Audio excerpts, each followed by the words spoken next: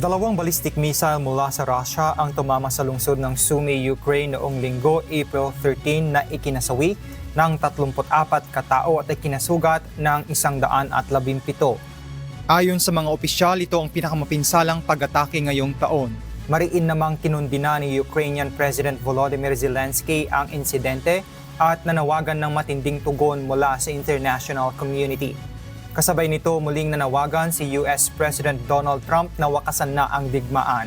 Kinundin na rin ng mga leader mula sa Britain, Germany at Italy ang insidente.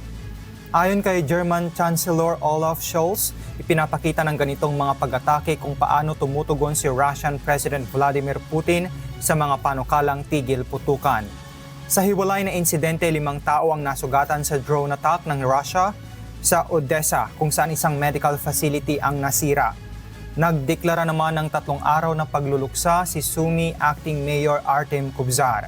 Samantala, nagpapatuloy ang investigasyon ng International Criminal Court kaugnay ng umano'y mga krimen sa digmaan, matapos formal na sumali ang Ukraine sa ICC ngayong taon. James Hilario, humahataw sa Balita Ngayon.